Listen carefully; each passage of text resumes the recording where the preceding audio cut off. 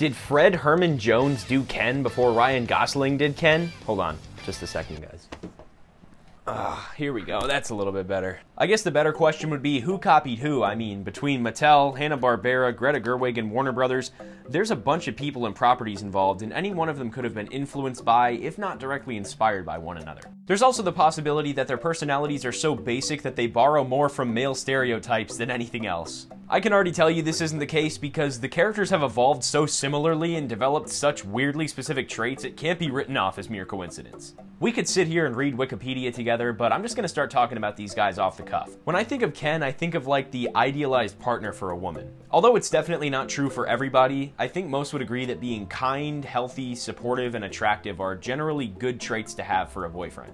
And while it may be hard to admit, I think being a little on the slower side might benefit the relationship in the long run, preventing conflicts and disagreements between Ken and Barbie.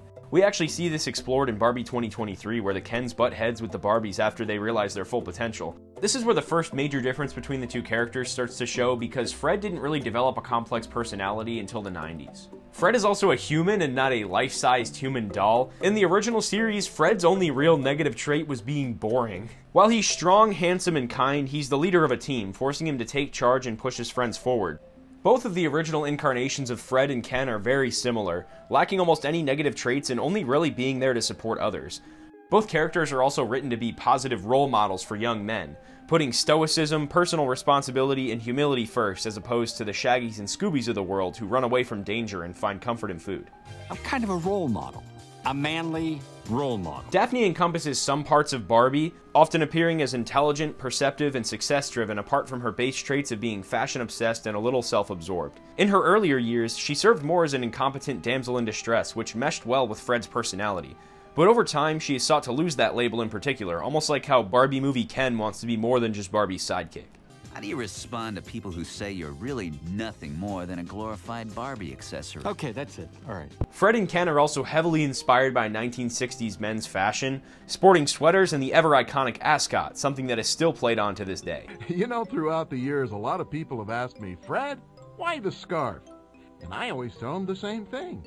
Why don't you mind your own business, pal? In the Scooby Doo revival movies of the late 90s, Fred starts to take on more of his notable traits like being overly emotional and into weird hobbies.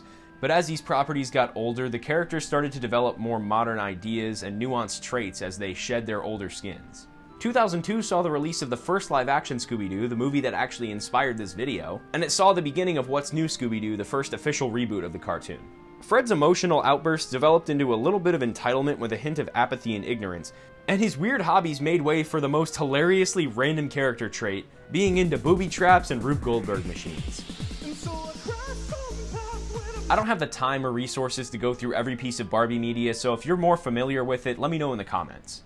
One thing that I did find in my research, though, is that Ken loves machines, specifically inventing things for Barbie. The 2012 series Barbie Life in the Dreamhouse featured an updated version of Ken who can create insanely complex machines, most notably Barbie's closet robot, which has a penchant for referring to Barbie's friends by adjectives rather than their proper names. At this point, when compared to their previous incarnations, Fred and Ken still seem based in stereotypes, good, bad, and neutral. Not only are both into technical hobbies, something that we tend to associate more with young men, fathers, and grandfathers, but they've been portrayed as more arrogant and ignorant over the years. Other Ken appearances like in Toy Story 3 and Barbie 2023 back this up, since he spends most of his time finding a fulfilling purpose in life that won't hurt himself or his friends. When it comes to the live-action adaptations of these characters, their similarities might not be immediately apparent.